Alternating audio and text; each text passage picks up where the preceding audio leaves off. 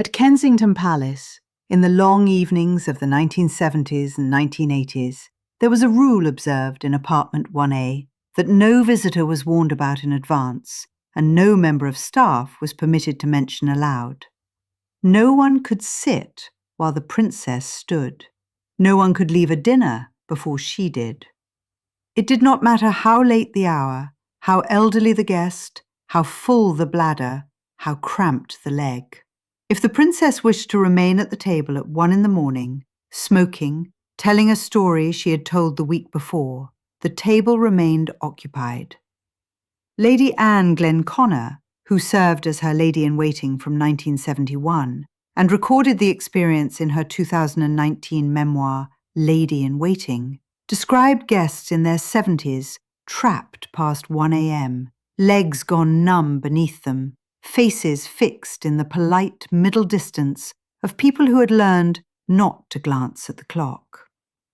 A duchess once whispered to a footman, asking whether she might be excused.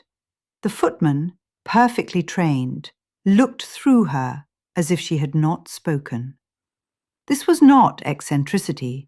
It was not, as the friendlier biographers have sometimes suggested, the harmless theatre of a woman who liked her rituals. It was the daily working condition of the people paid to serve her. The footman, the dressers, the chef, the chauffeur, the private secretary, the lady-in-waiting on her 3-month rotation. Their hours, their meals, their sleep, their nerves were arranged around a princess who had been raised to expect that the world bent toward her, and who, by middle age, had nothing left to govern except the room she happened to be standing in. The staff who knew her best left the most damning testimony. They also, almost without exception, rarely hated her cleanly. That is the difficulty of the subject. The maid who wept over a misfolded napkin in the afternoon might receive the following morning a handwritten note of apology and a small Cartier trinket. The dresser kept waiting for 3 hours while the princess changed her mind about an evening gown, might be remembered a year later when her mother fell ill, with a personal visit and the quiet payment of a hospital bill. Resentment and loyalty were not opposites in that household. They braided together. They had to. No one stayed otherwise.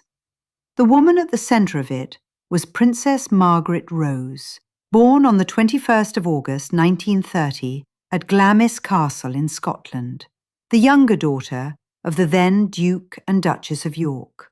She died on the 9th of February 2002 in London, aged 71, after a series of strokes that had reduced her, in her last years, to the wheelchair and the dark glasses worn indoors. Between those two dates lay 71 years of being the second of 2 sisters, the spare to an heir, the witty one, the beautiful one, the difficult one, and finally, the cautionary one. Her elder sister, Elizabeth, became queen in 1952 and reigned for 70 years. Margaret became, in the phrase she used to the American writer Gore Vidal when he once asked her about her life, a disappointment. To understand the household she would later run, it is necessary to understand the world she was born into and the smaller, stranger world she was abruptly moved into in 1936. At her birth, her uncle David was Prince of Wales and would shortly become Edward VIII. Her father was the Duke of York, a stammering second son with a naval background and no expectation and no desire to occupy the throne. Margaret was therefore, at birth, 4th in line, a princess certainly, but a remote one, the kind of royal child the public might glimpse twice a year in a Pathé newsreel and otherwise forget. The future her parents had planned for her was the future of an aristocratic spare. Good marriages, country houses, a quiet life in the orbit of her elder sister, who would also, in that imagined future, be no more than a duke's daughter. Then, in December 1936, her uncle abdicated to marry Wallis Simpson. Her father became King George VI, her sister became heir presumptive, and Margaret, at the age of 6, became the spare. It is a word the British press now uses freely. In 1936, it was not spoken aloud, but the structural fact of it shaped every room she would ever enter. She had the visibility of monarchy and none of its purpose. She would be photographed, curtsied to, given a title, given a household, given a civil list allowance, and given, in the end, almost nothing to do. The pattern of her response to that role established itself early. Marion Crawford, the governess the two princesses knew as Crawfie, observed that Margaret learned very quickly she could earn her father's laughter by being naughty in places where Elizabeth was good. Elizabeth was diligent over her sums. Margaret pulled faces behind the tutor's back. Elizabeth folded her clothes. Margaret mimicked the bishops. The king, exhausted by the office he had not wanted, adored the younger daughter who made him laugh, and the younger daughter discovered that charm was a currency and disobedience was a performance. Both habits, refined over decades, would later be turned upon the people she employed. By the 1960s, the apartment at Kensington Palace had been allotted to her, and the household she would maintain for the next 40 years had taken shape. Apartment 1A is not a small flat. It contains some 20 rooms arranged over several floors, a private garden, a separate staff wing. Within it, she kept a personal dresser, a maid, footman on rotation, a chef, a chauffeur, a lady-in-waiting in residence, and from 1973 until her effective retirement, the private secretary Lord Napier, Nigel Napier, who served her for 27 years and who, by every account, adored her.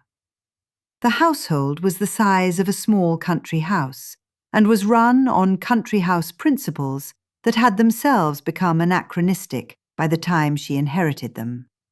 Inside those rooms, the rules were absolute and unwritten. She was to be addressed as Ma'am, the word rhymed with jam rather than with harm, and the distinction was noticed. One curtsied on arrival and again on departure. One did not turn one's back on her, even when leaving a room, which required a small choreographed retreat that newcomers practiced in their bedrooms beforehand. One did not initiate a topic of conversation. One did not refer to anything she had said the previous evening as if it had actually been said, because the previous evening, by tacit agreement, had not happened. And one did not, under any circumstances, leave before she did. By the middle of the 1970s, the staff turnover in her household had become a quiet matter of concern within the wider royal household, discussed in the corridors of Buckingham Palace in tones too discreet to reach the newspapers. Footmen lasted months, dressers lasted in some cases weeks, and late at night, in the corridor outside apartment 1A, the duty footman would still be standing, uniformed, upright, waiting for the small electric bell that signalled the princess had finally gone to bed. Sometimes it rang at 2, sometimes at 3. The corridor outside apartment 1A at Kensington Palace had a particular quality of stillness in the small hours. Carpet thick enough to absorb a footstep. Lamps left burning at half strength. A footman seated, then standing, then seated again, listening for a bell that signalled the princess had at last decided to go to bed. The wait might end at 1. It might end at 3. The household's working day was shaped from beginning to end by her refusal to keep to anyone's clock but her own. The day that produced those nights had a shape of its own. Margaret rarely rose before 9. Breakfast came on a tray, with the morning papers and the first cigarette of the day fitted into the long ivory holder that became, in photographs, almost a part of her hand. She did not speak much before she had smoked. The hairdresser arrived around 11 and worked while she read. By noon, a vodka pick-me-up.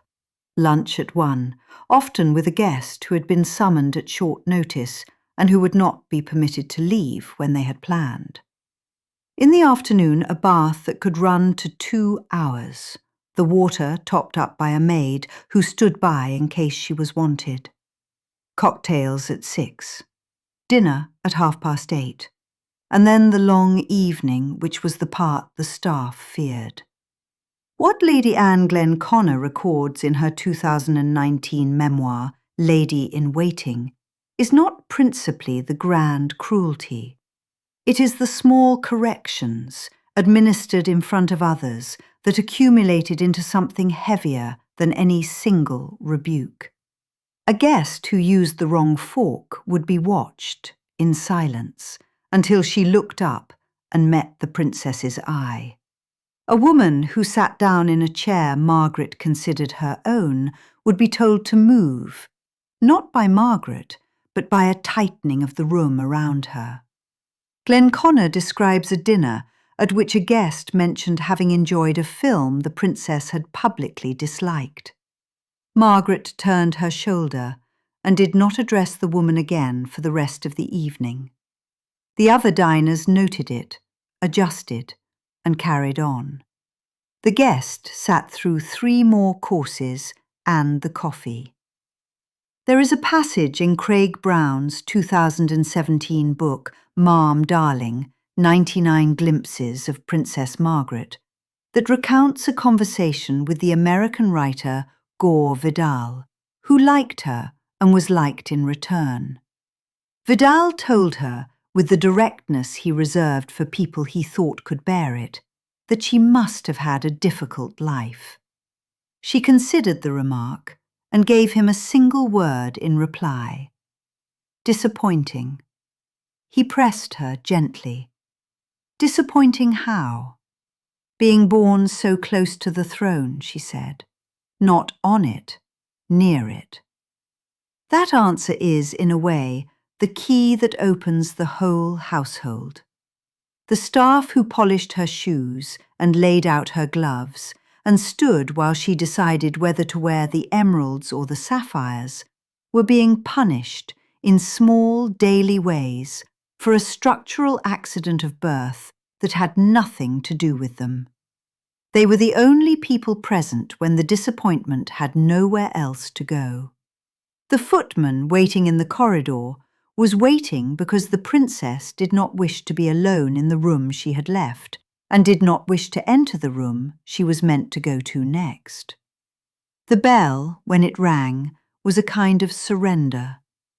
The dressers and maids carried the weight of this most directly.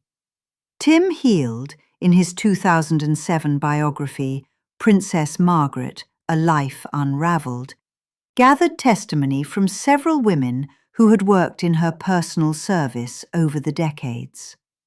The pattern they described was consistent. She would not dress herself, even when no one was due to see her. A maid drew the bath.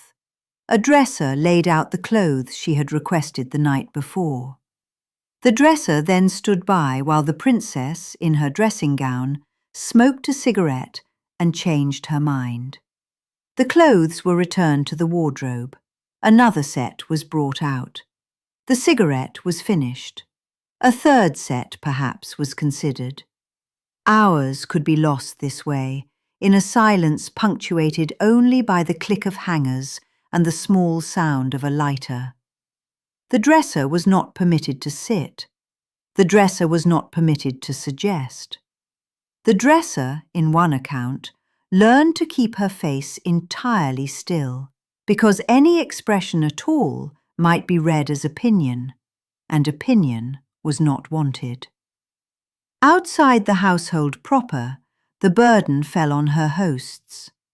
Margaret treated friends' country houses as a network of alternative residences, moving between them for long weekends and longer weeks.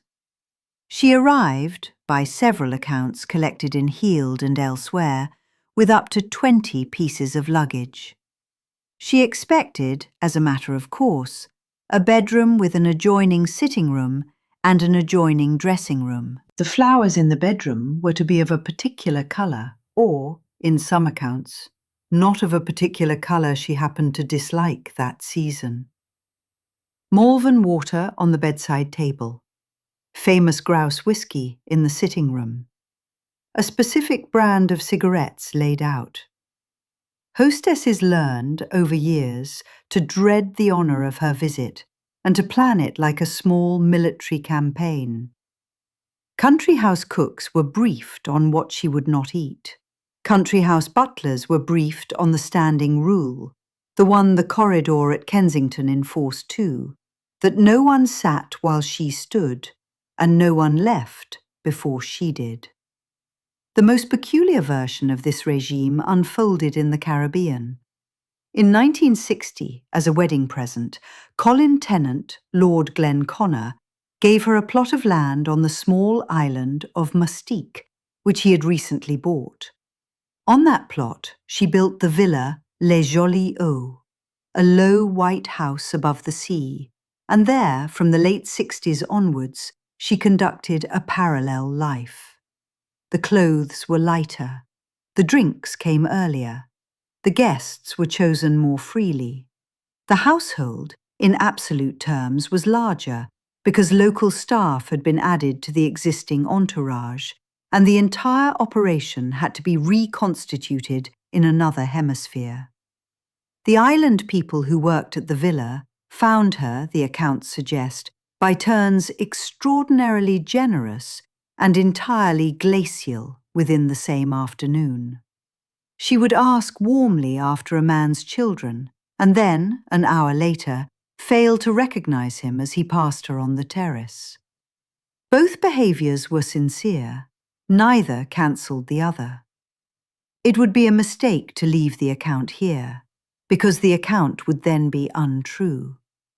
The staff who served Princess Margaret longest were also, by a measurable standard, her most loyal. Christopher Warwick, who wrote the authorised biography Princess Margaret, A Life of Contrasts, in 2000, and who knew her well in her last years, insisted that those who lasted came to love her. Lord Napier, her private secretary, worked for her for 27 years, from 1973 until shortly before her death. Her senior dresser remained in post for decades. Her chauffeur, her chef, her senior footman, several of them gave her the bulk of their working lives. People do not do this for monsters. They do it sometimes for difficult people they have come to understand, and whose difficulty they have come to regard as something other than personal. Napier, asked late in his career what it had been like, gave the kind of answer that civil servants give. He said she had been demanding, and he said she had been worth it. He did not, in the interviews he gave, recant. To understand why the longest-serving staff spoke this way, one has to look back 20 years before the worst of the late-night corridors, to a single document she signed in the autumn of 1955. The context belongs more fully to a later part of this account and will be taken up there. But it must be marked here, because without it, nothing that came afterwards has a centre. In 1953, aged 22, she had fallen in love with Group Captain Peter Townsend, a decorated wartime pilot who had served as equerry to her late father, King George VI. Townsend was 16 years older than her and divorced. The church, the government, and the palace working in concert, decided over the course of 2 years that the marriage could not be permitted. In October 1955, she issued a statement renouncing him. The statement was drafted by others. She signed it. She was 25 years old. Several of her biographers, Warwick and Heald and Brown among them, have written carefully around the suggestion that something in her did not recover from that signature. They put it differently, but they put it. The woman who, 20 years later, would humiliate a dresser over a crease or hold a footman in a corridor until 3 in the morning was the same woman who had been told at 25 that what she wanted was not available to her and that her role was to accept it gracefully in public. She accepted it. The grace, in private, ran out. Every dismissed maid, every long evening, every cruelly extended dinner over the next 47 years carried, somewhere in it, a trace of the ink from that page. She signed the statement on the last day of October 1955. The text was brief, the handwriting controlled, the public language that of a woman doing her duty. Mindful of the Church's teaching that Christian marriage is indissoluble, and conscious of my duty to the Commonwealth, I have resolved to put these considerations before others. Peter Townsend was gone. The cameras moved on. The household around her did not see her weep, because Margaret did not weep in front of staff. She went to her room and closed the door, and the footman on duty that night recorded nothing unusual in the log. 5 years later, almost to the month, the door opened onto a different life. On the 6th of May 1960, in Westminster Abbey, she married the photographer Anthony Armstrong Jones. He was 29, slight, charming, professionally watchful. He was created Lord Snowdon the following year. The wedding was the first royal wedding broadcast on television, watched by an estimated 300 million people worldwide. The dress by Norman Hartnell was praised for its severity. The bride, observers noted, looked radiant. The world saw a modern marriage between a princess and an artist. The household at Kensington Palace, which the couple moved into shortly afterwards, saw something else within months. Both partners, it became clear, were demanding employers. Both took lovers. Both, in time, used the staff as audience and as instrument in their fights. Anne de Courcy, in her 2008 biography of Snowdon, documents the notes he began to leave around the apartment in the later 1960s.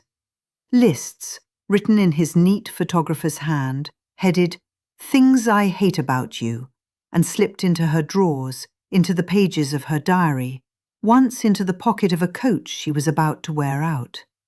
Staff who tidied found them. Staff who found them said nothing, because saying anything was not within the terms of employment.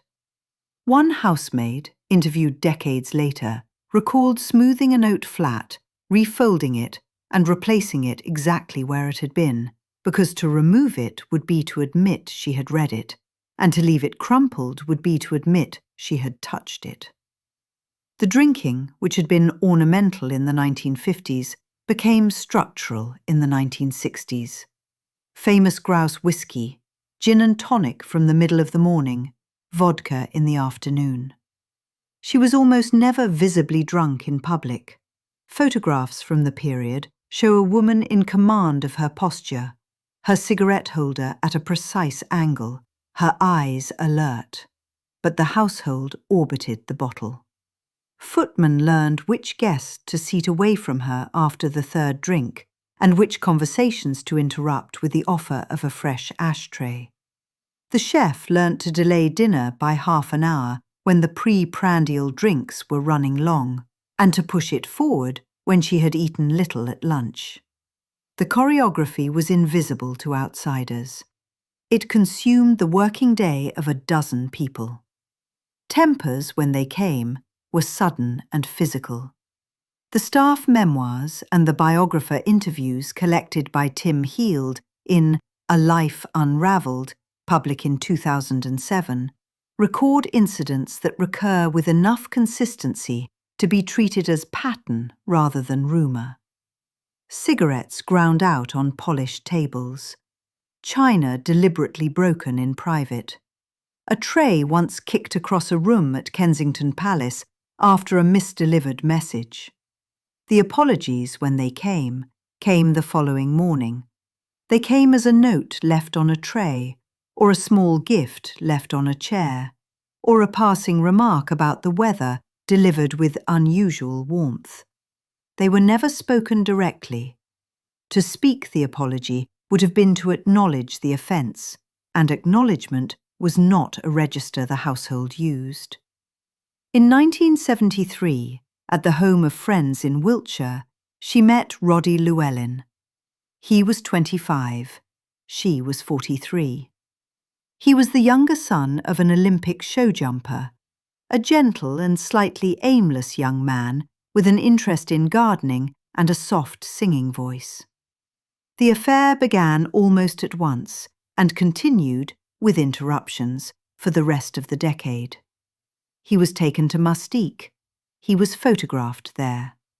In February 1976, the tabloid pictures of Margaret in a swimsuit beside the young Llewellyn, taken at Les Jolies Eaux, ran on every front page in Britain. Snowdon, who had been conducting his own affairs for years, used the photographs as the occasion for separation.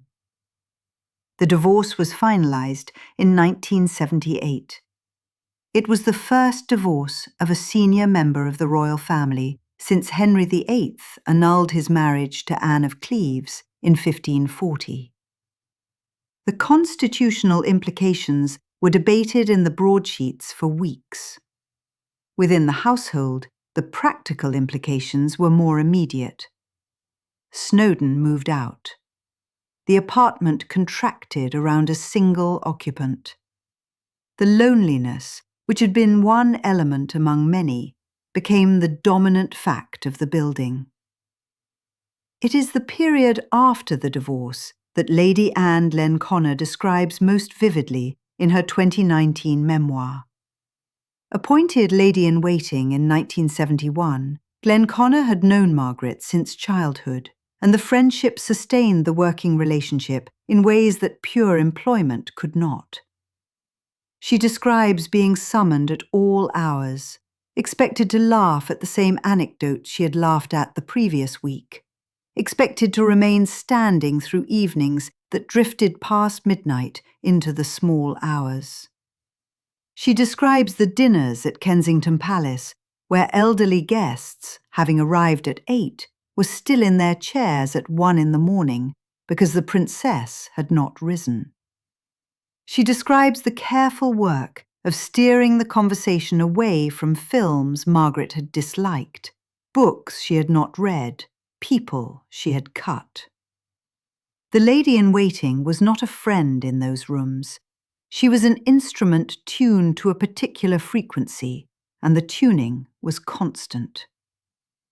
And yet the same memoir, and the same period, produces the contradictions that make the household testimony so difficult to reduce. Margaret was capable of immense kindness, deployed without warning and without performance. She visited sick staff in hospital, sitting at the bedside long past the polite duration. She paid quietly for the funeral of a footman's mother. She remembered the birthdays of children she had met once, years before, and sent presents chosen with care. The same week, she might reduce a maid to tears over a crease in a tablecloth, or cut a dresser dead for 3 days over a misjudged remark about a hat. The cruelty and the kindness came from the same person on the same afternoon, and the staff who lived inside that weather learned to carry both without protest, because protest was not available.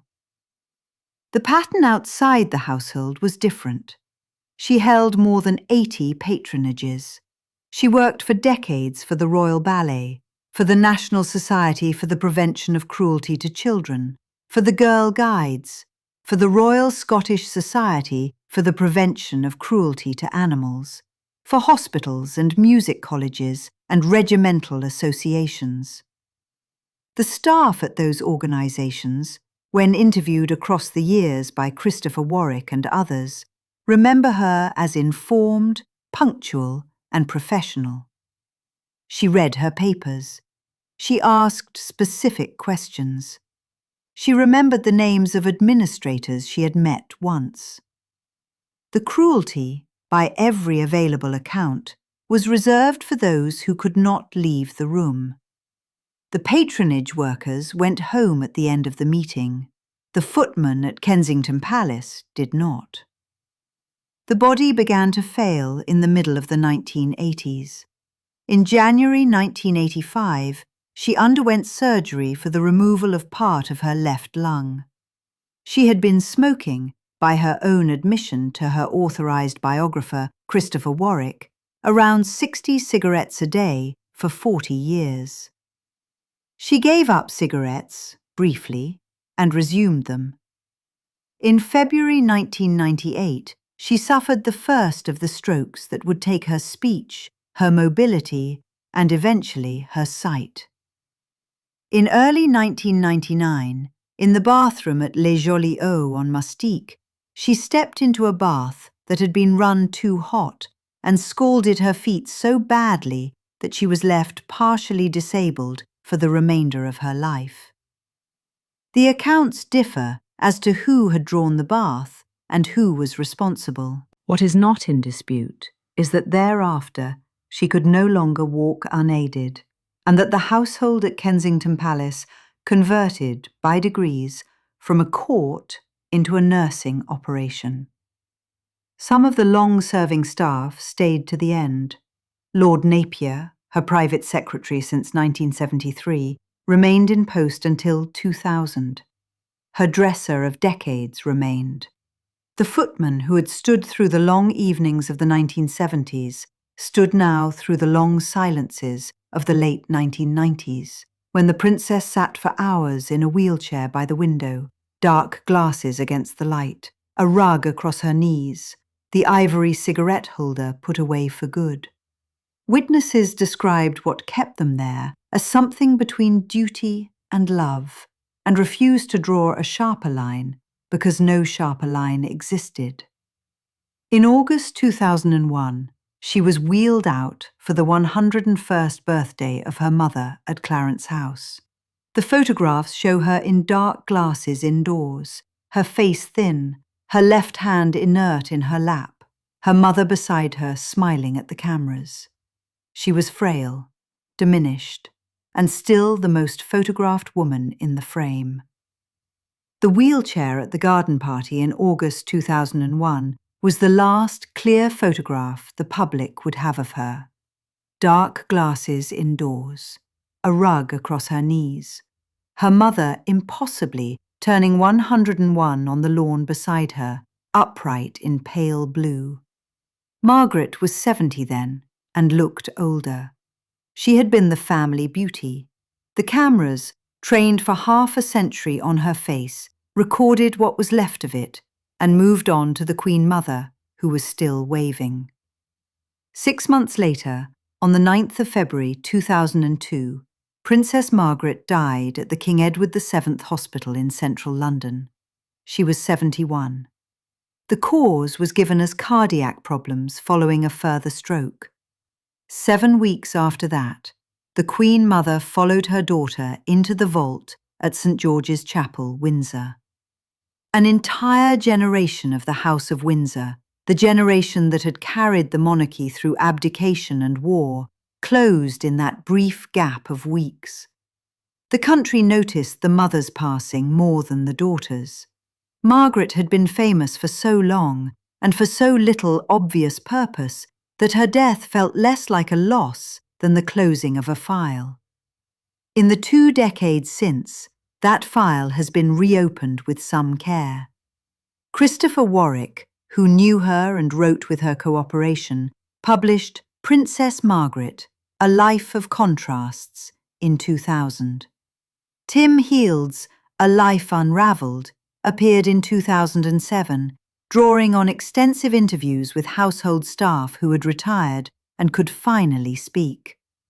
Craig Brown's Ma'am Darling in 2017 assembled 99 fragments into a portrait that was funny, sympathetic, and at times unsparing. Then Lady Anne Glenconnor's Lady in Waiting in 2019 added the testimony of a woman who had stood, often literally, beside the princess for nearly 30 years. Read together, these 4 books produce an unusually detailed picture of what it was like to work in apartment 1A. The picture is not one of simple hatred. That is the first thing to say, because the title of an account like this one promises something cleaner than the evidence delivers. The dressers and footmen and private secretaries who left her service used a more complicated vocabulary. Resentment, certainly. Exhaustion, repeatedly. An awareness that one's working life was being shaped, day by day, by the moods of a woman who could not be answered back and who would not, herself, leave the room. Many spoke of relief on retirement. A surprising number, including some who had been reduced to tears more than once, spoke of missing her within weeks. Lord Napier, her private secretary from 1973 until 2000, served her for 27 years and defended her until his own death. Her dresser stayed decades. These are not the career arcs of people who worked for a monster. They are the career arcs of people who worked for someone difficult, brilliant, and trapped, and who came to understand over time which of those 3 words mattered most. If this account has been useful, subscribing to the channel costs nothing, and there are more stories like this one queued. The bell notification means you will see them when they go up. What the evidence actually tells us, taken as a whole, is something more interesting than the household legend of the tyrant in the tiara.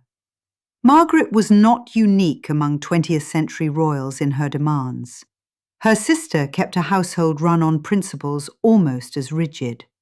Her mother expected, and received, the same curtsies and the same standing. What was unique to Margaret was the gap between the role she had been trained for and the role she ended up performing. Until 1948, when Princess Elizabeth's first child, Charles, was born and displaced her in the line of succession, Margaret had been the second person in the kingdom. She had been educated alongside a future queen. She had been schooled in protocol, in languages, in constitutional history, by tutors who assumed she might one day be required to use any of it. And then, year by year, the requirement receded. New nieces and nephews arrived. The succession lengthened in front of her. By 1960, when she married Anthony Armstrong Jones, she was 4th in line. By 1980, she was 11th. By the time she died, she was no longer in any sensible sense near the throne at all. She had been educated to govern and was permitted only to entertain. The friction of that mismatch did not vanish into the air. It was absorbed daily by the people who served her dinner. The Townsend question hangs over the whole story, and the biographers from Warwick to Brown have all, in their different ways, arrived at the same cautious suggestion. Had Margaret been allowed in 1955 to marry Group Captain Peter Townsend, the divorced equerry she had loved since her early 20s, the woman who would later humiliate a maid over a crease in a tablecloth, might never have come into existence. We cannot rerun the experiment. Plenty of women have been refused the marriages they wanted and have not, in consequence, kept guests in their 70s pinned to dining chairs until 2 in the morning. But the timeline is suggestive. The renunciation of Townsend was the first occasion on which the institution she had been born into demonstrated that it could, and would, take from her something she could not bear to lose. Everything that followed, every demand, every late night, every refusal to release a room, can be read as the conduct of a person who had learned that the only thing she still controlled was the conduct of the room itself. This is the structural point the staff testimony in the end makes. The people who found it hard to work for her were not really objecting to her, though it must often have felt that way as they stood in their stockinged feet at 1 in the morning, waiting to be dismissed. They were objecting to the arrangement that had produced her, an arrangement that gave a clever, witty, musically gifted woman a 20-room apartment at Kensington Palace, a staff of dozens, an income, a title, no defined job, no permission to take one, and 40 unfilled years. Return then to the rule with which this began. No one sits while she stands. No one leaves before she does. It is easy to hear that rule as vanity, and easier still to hear it as cruelty, and it was sometimes both. But it was also the last piece of sovereignty she had been left. The power to keep a room, the power to decide when an evening ended. Strip that away, and what remained was the thing she had told Gore Vidal she was: a disappointment, a spare, a woman in a lit apartment late at night who could not bear to be the first to say good night, because being alone was the part she had never learned. The footmen who served her longest were asked, in the years after her death, what word they would use. They did not say monster. They did not say tyrant. They said again and again the same quiet word: sad. The windows of apartment 1A stayed lit late, most nights, for 40 years. The footman waited in the corridor for the bell. One evening in February 2002, the bell did not ring, and did not ring